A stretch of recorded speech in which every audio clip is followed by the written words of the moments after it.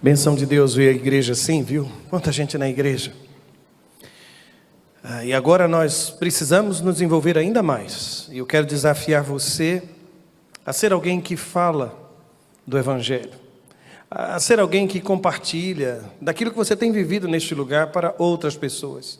É encantador quando eu vejo alguém tão apaixonado pela igreja que convida os irmãos, os amigos, quer trazer a família toda.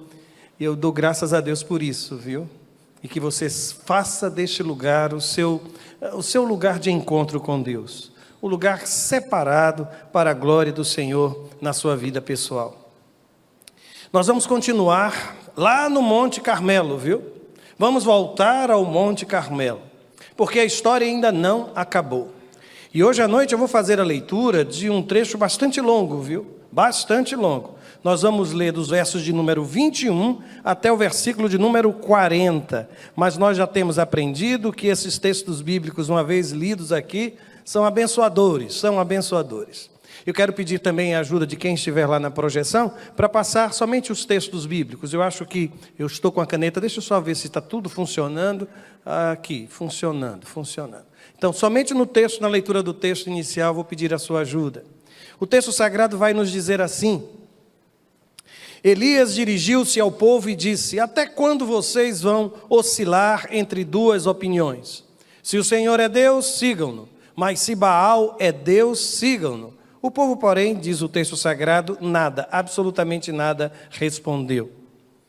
Disse então Elias: eu sou o único que restou dos profetas do Senhor, mas Baal tem 450 profetas. Tragam 2 novilhos. Escolham eles um e cortem-no em pedaços e o ponham sobre a lenha, mas não acendam fogo. Eu prepararei o outro novilho, e colocarei sobre a lenha, e também não acenderei fogo nela. Então vocês invocarão o nome do seu Deus, e eu invocarei o nome do Senhor. O Deus que responder por meio do fogo, esse é Deus. Então todo o povo disse: o que você disse é bom. Elias disse aos profetas de Baal: escolham um dos novilhos e preparem no primeiro, visto que vocês são tantos. Clamem pelo nome do seu Deus, mas não acendam o fogo. Então pegaram o novilho que lhes foi dado e o prepararam, e clamaram pelo nome de Baal, desde a manhã até o meio-dia. Ó Baal, responde-nos, gritavam, e dançavam em volta do altar que haviam feito, mas não houve nenhuma resposta, ninguém respondeu. Ao meio-dia, Elias começou a zombar deles. Gritem mais alto, dizia, já que ele é um Deus, quem sabe está meditando, ou ocupado, ou viajando. Talvez esteja dormindo e precise ser despertado. Então passaram a gritar ainda mais alto e a ferir-se com espadas e lanças, de acordo com o costume deles, até sangrarem. Passou o meio-dia, e eles continuaram profetizando em transe até a hora do sacrifício da tarde. Esta hora, a hora do sacrifício da tarde, 15 horas, até as 15 horas. E aí o texto prossegue. Mas não houve resposta alguma. Ninguém respondeu, ninguém deu atenção. Então Elias disse a todo o povo: aproximem-se de mim. O povo aproximou-se e Elias reparou o altar do Senhor que estava em ruínas. Depois apanhou 12 pedras, uma para cada tribo dos descendentes de Jacó, a quem a palavra do Senhor tinha sido dirigida, e disse: seu nome será Israel. Com as pedras construiu um altar em honra do nome do Senhor e cavou ao redor do altar uma valeta com capacidade de 2 medidas de semente. Depois arrumou a lenha, cortou o novilho em pedaços e o pôs sobre a lenha. Então lhes disse: encham de água 4 jarras grandes e derramem-na sobre o holocausto e sobre a lenha. Façam-no novamente, disse, e eles o fizeram de novo. Façam-no pela 3ª vez, ordenou, e eles o fizeram pela 3ª vez. A água escorria do altar, chegando a encher a valeta. À hora do sacrifício, o profeta Elias colocou-se à frente e orou: Ó Senhor, Deus de Abraão, de Isaque e de Israel, que hoje fique conhecido que Tu és Deus em Israel, e que sou o Teu servo, e que fiz todas estas coisas por ordem Tua. Responde-me, ó Senhor, responde-me, para que este povo saiba que Tu, ó Senhor, és Deus, e que fazes o coração deles voltar para Ti. Então o fogo do Senhor caiu e queimou completamente o holocausto, a lenha, as pedras, o chão. E também secou totalmente a água da valeta.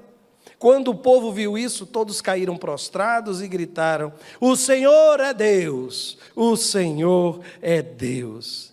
Esse é o texto sagrado, meus irmãos. A provação,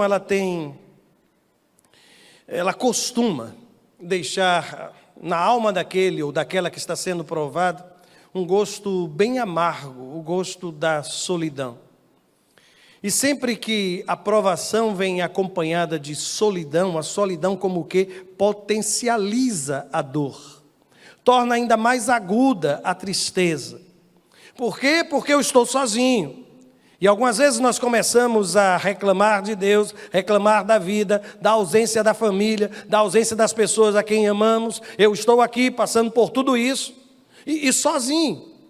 No texto sagrado, o que me impressiona, irmãos, à medida que leio a história de Elias, é que Elias, ele olha para aquela multidão que está ao seu redor, e a Bíblia diz, disse então Elias, observem aqui, eu sou o único que restou. Eu não sei se você já usou essa expressão, somente eu. Todo mundo, menos eu. Sabe? Nunca comigo, sempre com os outros. Tem gente que cultiva uma sensação estranha de que sempre chega atrasado, que alguém passa na sua frente na fila, que alguém rouba a sua bênção de Deus. Meu Deus, aquilo que Deus tem reservado para você, ninguém, absolutamente ninguém há de tocar. Porque é promessa de Deus, irmãos, promessa do Senhor. Só que quando eu vejo Elias dizendo isso, e dizendo em alto bom som, só eu restei, mas Baal tem 450 profetas, e notem que os 400 profetas de Aserá não aparecem lá no monte, não aparecem lá no Carmelo, senão seriam 850 profetas ao todo. Aí o que é que o texto vai me dizer? Que ele continua dizendo isso. Agora, se você estava aqui, especialmente no domingo anterior, talvez Elias parece ter se esquecido das palavras de Obadias. Lembra-se de Obadias? Aquele que era o mordomo do rei Acabe. O que foi que Obadias disse ao profeta Elias? Lá no capítulo 18, versículo 13, ele disse: eu escondi 100 dos profetas do Senhor em 2 cavernas. Então faça a conta comigo. Quantos profetas? Pelo menos, ele deveria ser o 100º. Ele não estava sozinho.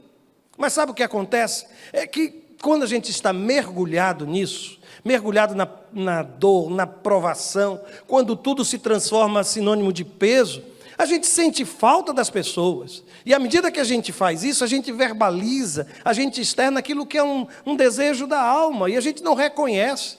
Eu não estou sozinho nisso. Você acha que é o único pai neste mundo que está com problemas de relação com seus filhos? Vocês acham que são vocês o único casal neste mundo? O único casal que está enfrentando problemas? Eu há pouco estive participando da celebração de um culto de gratidão pela vida do senhor Maurício. É um primeiro nome, depois o segundo, se eu não me engano, é Maurício. E eu ouvi da viúva que estava ao lado do corpo, que ele já tinha uns 70 anos de relacionamento, ele 89 anos, e ela disse-me: eu nunca dormi uma noite sem ouvir o meu marido dizer que me ama. Hein, irmã? Fala, Jeová, não é, gente? Pois é, fala, filho de Deus, fala. Eu fico impressionado, sabe, irmãos, porque às vezes a gente está mergulhado numa dor tão grande que a gente não consegue perceber os sinais da graça, e a gente se cala, ou a gente não fala, a gente não diz, espera que as pessoas adivinhem aquilo que está no coração. Alguém saiu beliscado daqui, eu vi, eu não vou nem olhar mais para aquela direção, não vou. E o interessante é que Elias, o profeta, ele repete esta mesma frase por mais 2 outras vezes. Se você observar lá no capítulo 19, versos 10 e verso 14, ele vai dizer: eu sou o único que sobrou, eu sou o único que sobrou, somente eu sou o único, eu sou o único. Pare com esse discurso, pelo amor de Deus. Pare de se fazer vítima, de achar que é o único ser humano que está passando por alguma aflição. Isso não é verdade. Enquanto meu filho estava internado lá na UTI, havia outras crianças passando pela mesma dificuldade. Quando ele entrou no isolamento, havia saído um bebê de poucos meses. E quando ele deixou a ala do isolamento, um outro foi para aquele lugar. Há outras pessoas sofrendo. Há outras pessoas, inclusive, não tendo a felicidade que tivemos de ver a recuperação do seu filho. Eu não tenho direito, nem você tem o direito de achar que é o único ser humano nesta terra. E Elias perdeu isso de vista, à medida em que ele se deixou levar por aquela situação difícil que estava atravessando. E o interessante é que ele repete isso até inconsciente. Quando chega o momento de começar aquele episódio do Monte Carmelo, ele vira-se para os profetas de Baal e diz: olha, vocês são tantos.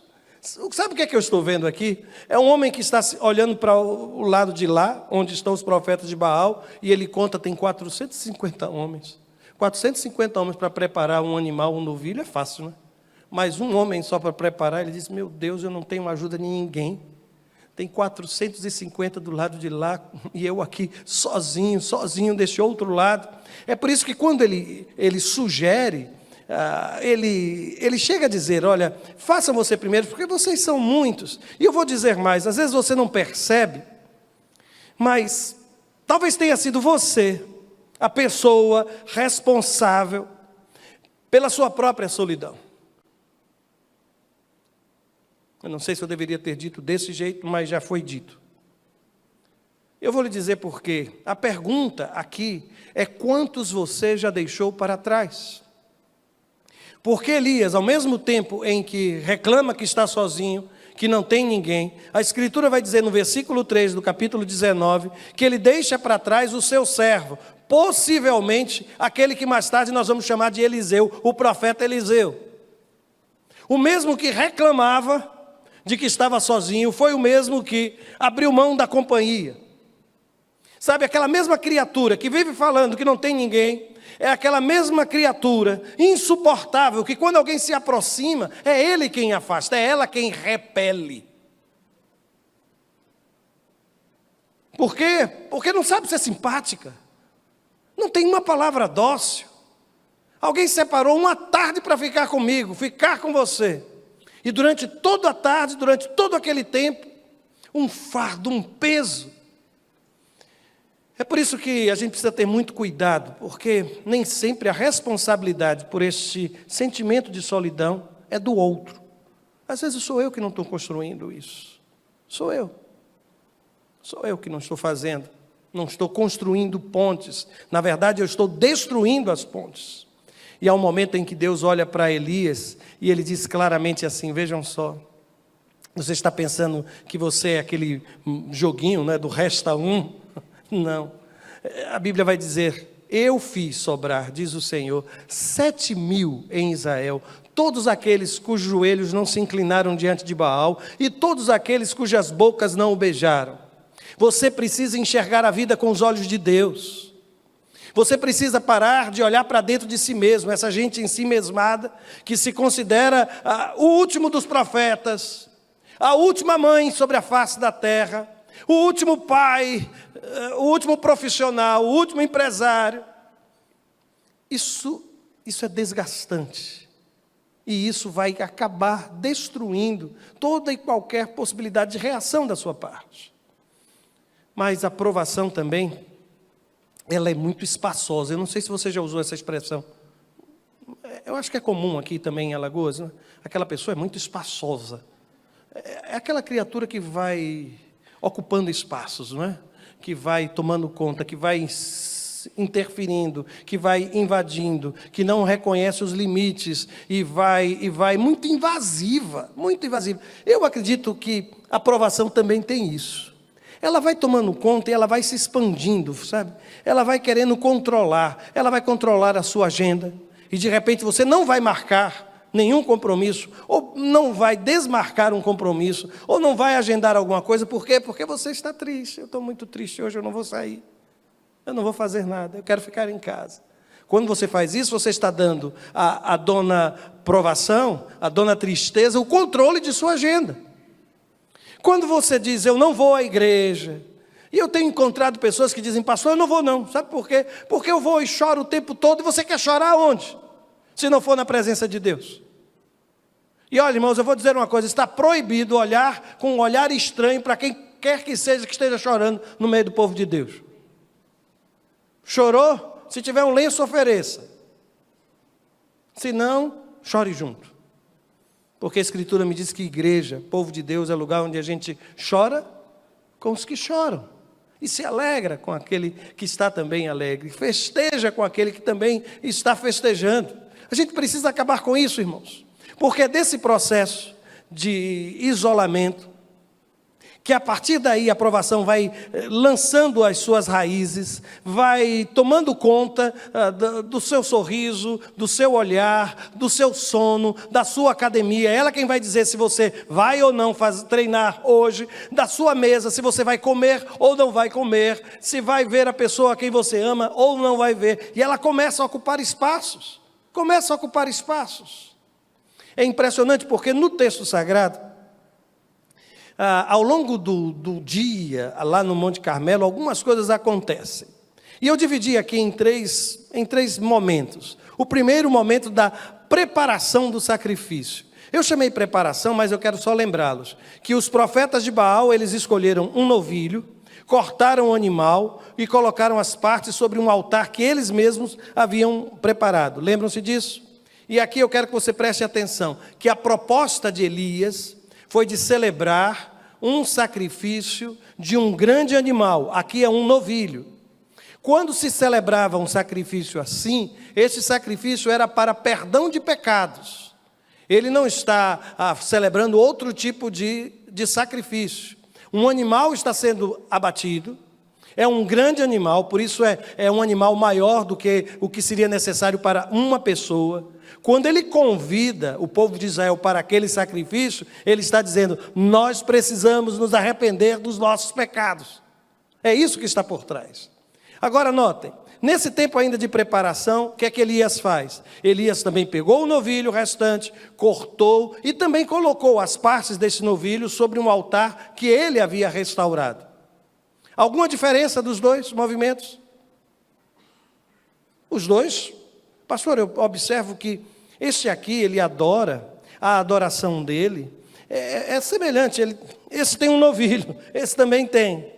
Esse tem um altar, esse também tem altar. E nessa adoração, o animal ele foi partido, foi em pedaços? Foi. E naquela também. Tudo igual, irmãos. Até aqui tudo igual. Só que o texto vai continuar. E o interessante é quando você começa a perceber que chega um momento da invocação. Eles começam, os profetas de Baal e o próprio profeta Elias começam a invocar os nomes dos seus deuses. E para Baal foram feitos 2 longos períodos de oração. Eu não sei se você se recorda. Eles fizeram da manhã até o meio-dia. E depois do meio-dia até às 3 horas da tarde. Imagine que eles tivessem começado às 6 da manhã, nós temos pelo menos 9 horas de um celebrai lá no Monte Carmelo. Eles passaram todo aquele tempo orando, os profetas de Baal. Muito tempo. E o interessante é que esses mesmos homens, a celebração deles era bem interessante, né? Porque como é que eles faziam? A Bíblia diz que eles dançavam muito, eles se automutilavam, eles feriam o próprio corpo. E aí diz o texto sagrado que eles invocavam o Deus cananeu, o Deus Baal, com gritos. Consegue pensar nessa cena? 450 homens rodando em torno de um altar, gritando, gritando, gritando, gritando, gritando e gritando mais e gritando mais, e com lanças se machucando, porque aí a Bíblia vai dizer que era um costume, não um costume do povo de Deus, mas um costume do povo de fora. E é muito estranho quando o povo de Deus começa a trazer para dentro da igreja costumes que não são os costumes do Senhor, especialmente no processo de adoração. E aqui eles estão adorando. Aquilo que eles chamam de adoração é determinado por esse momento de angústia. Mas eu continuei a pensar, porque o texto vai dizer: clamaram pelo nome de Baal desde a manhã até o meio-dia. E a oração deles era só essa frase que a Bíblia registra: ó Baal, responde-nos. Ó Baal, responde-nos. Ó Baal.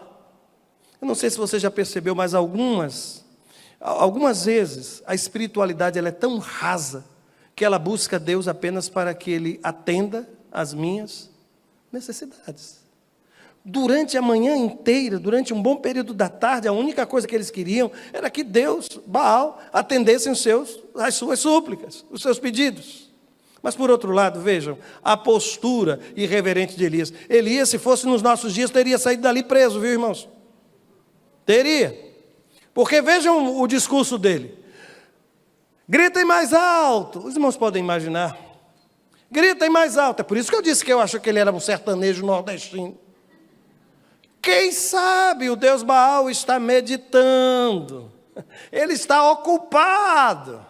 Deve estar viajando. Gente. E ele continua. Talvez esteja dormindo e precise ser despertado. No texto original, fala que ele zombava daqueles homens. E eu volto a dizer, não estou recomendando ninguém fazer isso.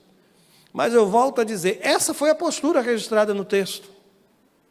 Porque o que parece é que era inadmissível uma cena como aquela dentro do território de Israel. Um sacerdócio do culto a Baal, organizado, 450 homens, eles comparecem àquele lugar, certos de que estavam em vantagem, porque, eu não sei se já percebeu isso, às vezes nós, quando olhamos para o exército inimigo e encontramos 450 do outro lado, nós pensamos que já estamos derrotados, não. Mas deixa eu fazer uma pergunta a você. Qual foi a guerra registrada no texto bíblico em que o povo de Deus teve um exército maior do que o exército inimigo? Lembra? Até quando o exército era maior, Deus dizia assim, não vai todo mundo não, fica aqui metade, não vai todo mundo não, porque se vocês forem com esse povo todo, vão dizer o quê? Que vocês ganharam a guerra, então não vai não. Então não ache estranho quando Deus lhe colocar num processo de desafio, de luta, e você olhar e você é a parte mais fraca do negócio. Pastor, eu não tenho um advogado, aliás eu tenho, que é o sobrinho de uma amiga que acabou de se formar, nem fez a OAB ainda, mas ele vai me dar alguma assistência. E a outra parte, pastor, tem um escritório conhecido aqui, que o senhor nem tem ideia, não tem a menor ideia. Alguém já passou por isso? Não precisa levantar a mão. Mas é verdade, irmãos. O que a Bíblia está nos dizendo é que se você estiver sozinho, mas com Deus, e do outro lado tiverem 450, você é a maioria. Você é a maioria. Você não precisa. Não precisa temer aquilo que vai acontecer a partir daquele momento. O profeta Elias ainda vai mais longe. Ele mandou que jogassem água sobre o altar. E o curioso, irmãos, é que isso é feito com grandes porções d'água. Ele diz, olha, encham de água 4 jarras grandes e derramem-na sobre o holocausto e sobre a lenha. Quem é que faz isso, irmãos, antes de acender o fogo? Onde já se viu pegar a lenha e molhar? E olha, faça as contas comigo. Foram 4 jarras. E eles fizeram isso por 3 vezes. Ao todo foram quantas jarras? 12. Quantas eram as pedras? 12 também. As pedras simbolizavam o quê? As tribos de Israel. E o curioso é que cada jarra de água que era derramada, eu fico a pensar, sabe? É só um pensamento meu. Viu? Eu fico a pensar como se Deus estivesse dizendo, olha, ao longo deste tempo, cada um de vocês tem destruído, tem abafado, tem apagado o fogo do Espírito Santo de Deus na sua vida. Traz mais uma, traz mais outra, traz mais outra. Aí o texto diz que a água começou a sair do altar e uma vala ficou cheia d'água. E aí eu quero lhe perguntar, o que é que aquela gente tinha mais falta durante aqueles 3 anos e meio? Qual era a maior necessidade deles? Água. E como é que alguém pega a água, o bem mais precioso, e joga sobre o altar, irmãos? Como é que alguém pega um novilho, em um tempo de seca, onde tem gente passando fome, 2 novilhos são cortados e colocados sobre o altar? O que é que isso quer dizer, irmãos? Que mesmo em situações das mais difíceis, mesmo quando as crises forem as mais violentas, eu quero dar a Deus aquilo que eu tenho de melhor. A água derramada, irmãos. A água sendo derramada. E é como se o profeta Elias estivesse eliminando toda e qualquer possibilidade de que aquela gente estivesse sendo enganada. Vocês vão ver. E eu não sei se você está na fase só da preparação do altar, ou se já chegou aquela fase em que a água está sendo derramada e você diz assim, já estava ruim? Agora com essa água? Eu fico imaginando quem estava do lado de fora, olhando aquela cena. Os outros 450 passaram o dia inteiro gritando aqui, eu ouvi, e não veio um fogo do céu. Este sozinho ainda joga água por cima e ainda vai querer que o fogo venha para consumir tudo isso. Eu às vezes fico pensando que quando a água começa a escorrer do altar é porque está chegando a hora do milagre, sabe, irmão? Quando a coisa vai se tornando ainda mais difícil do que já estava, parece que já estamos ainda mais próximos daquele que é o grande milagre de Deus, o grande milagre do Senhor. Como fomos surpreendidos no dia em que Davizinho saiu do hospital e precisávamos levá-los para ser cuidado em casa. Só que como eu moro no interior, o home care não vai lá. Aí a gente foi para a casa de nossa filha mais velha, que nos recebeu, junto com o Robson, e ali a gente passou vários dias. Agradecido ao Senhor e ao casal, viu? Por esse momento que lá vivemos. Mas eu me recordo que quando nós saímos daquele lugar, eu estava muito apreensivo. Porque da última vez que nós colocamos Davi em uma maca, não foi fácil, não foi doutor Léo segurá-lo ali para se deslocar de um lugarzinho perto para um outro. Mas sair de dentro do hospital, entrar naquela ambulância. Eu fiquei, meu Deus, e agora o que é que eu vou fazer? O que é que nós vamos fazer? E de repente aparece um cidadão empurrando uma maca. Eu digo, ele deve ser o motorista, o maqueiro, alguma coisa. Aí me aproximei. Aí comecei a falar de Jesus. E ele começou a responder como quem era também um cristão. E nós começamos. Aí eu disse a ele o que estava acontecendo. Ele disse, não se preocupe, tudo vai correr bem. E até nas fotos ele saiu, irmãos, lá dentro do quarto.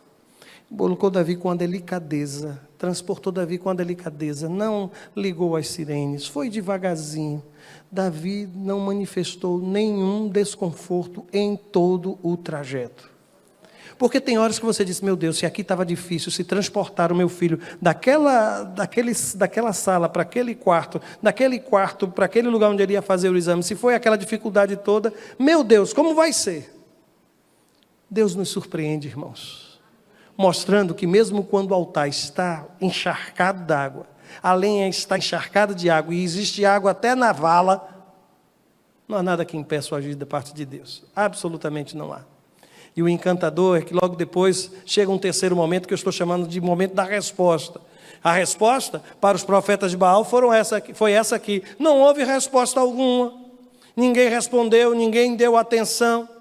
Mas quando vai tratar da resposta para Elias, a Bíblia vai dizer que então o fogo do Senhor caiu e queimou completamente. E veja o que queimou, o que acabou sendo queimado. Aí o texto vai dizer, o holocausto, a lenha, as pedras e o chão, e ainda bem a Bíblia dizendo, e ainda secou totalmente a água da valeta.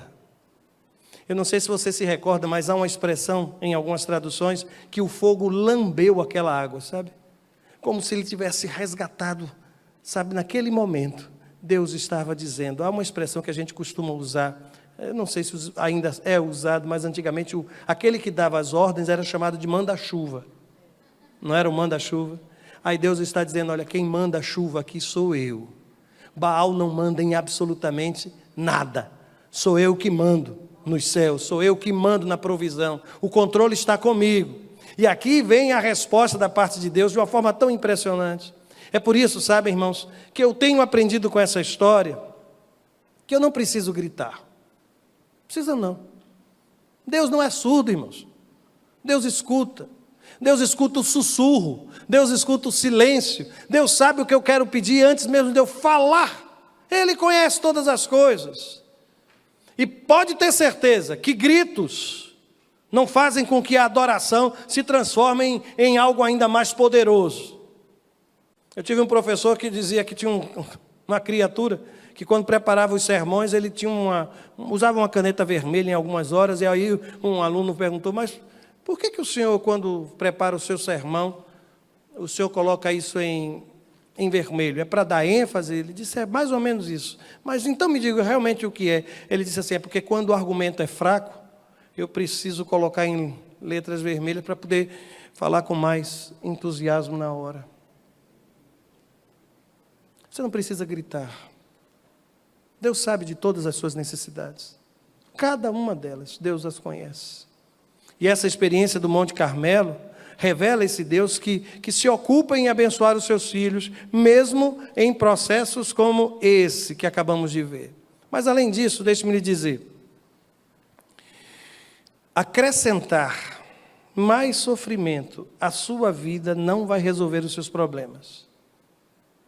Sabe o que aqueles homens começaram a fazer? Os 450 profetas, eles começaram a se mutilar. E eu tenho encontrado algumas pessoas dizendo, pastor, eu estou merecendo isso porque eu fiz.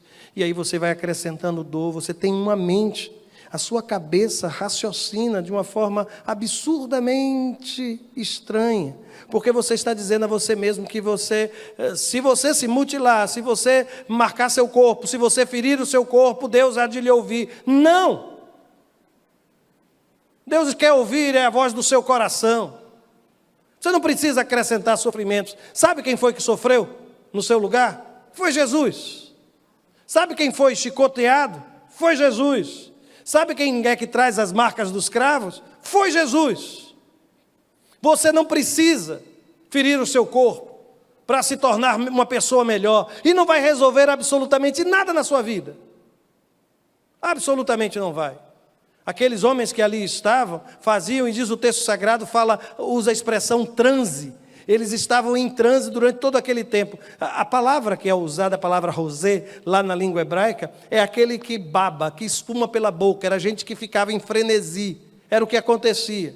Não sei se eles tomavam algum chá também, não. Mas o fato é que era assim. E lá estavam aqueles homens em transe, se mutilando. Você não vai se tornar uma pessoa melhor. Absolutamente não vai. A dor que você vai infligir sobre o seu próprio corpo não vai contribuir em nada, absolutamente em nada, para a sua saúde emocional, para a sua saúde espiritual, para a adoração a Deus. Mas eu ainda vou mais longe, sabe, irmãos? Esse texto, sabe o que ele está me mostrando? É que eu não estou sozinho, que foi a grande descoberta de Elias, eu não estou sozinho. Existem outros 450 profetas, existem ainda 400 profetas de Azerá. Eu não estou sozinho. Por quê? Porque Deus está comigo. E se não for bastante, tem ainda os 100 profetas de Obadias. E se não for bastante, Deus já me mostrou que 7.000 joelhos não se dobraram a Baal. Você não está sozinho. Você não está sozinho. Creia nisso. A crise, portanto, a gente já aprendeu aqui, sabe, ela não nos dá o direito, absolutamente não nos dá o direito de consagrar qualquer coisa a Deus. Num período de seca, consagrar ao Senhor a água, derramar sobre o altar a água, é um exercício de fé. Num período de seca, pegar 2 novilhos e matá-los, e consagrá-los ao Senhor, sacrificá-los ao Senhor, é um exercício de fé. Mas, finalmente, deixa eu lhe dizer uma última coisa. Não há nada que o Espírito Santo não possa atear fogo, irmãos. Alguém vai me dizer, e a água pega fogo, pastor? A água que estava lá, o que foi que a Bíblia disse? Secou tudo, não foi? Secou tudo. Mas, pastor, a gente já não tem mais nenhum sentimento. E quem lhe disse que Deus não pode atear o fogo de novo? E quem foi que lhe disse, meu filho já está muito longe, pastor, ele já está envolvido com tanta coisa. E quem foi que lhe disse que o Espírito Santo não tem poder de atear fogo em lenha molhada, irmãos? Quem foi que lhe disse? Ah, pastor, mas já me acostumei a viver assim. Quem foi que lhe disse que Deus não tem o poder de voltar a dar vida àquilo que hoje parece não ter mais nenhuma vitalidade? Eu creio num Deus assim, sabe, irmãos? Eu creio num Deus assim, que tem esse poder. Eu quero desafiar você a colocar diante do Senhor o que é a sua lenha molhada, sabe? Aquilo que parece impossível, aquilo que lhe surpreende a cada momento, aquilo do qual você não tem o controle. Eu quero desafiar você a colocar isso diante de Deus. Você aprendeu que não precisa gritar. Fala com Deus no seu lugar. Converse com Ele e diga ao Senhor o que se passa em seu coração. O Senhor está com você lá no Monte Carmelo. O Senhor está com você. Feche os seus olhos e ore ao Senhor.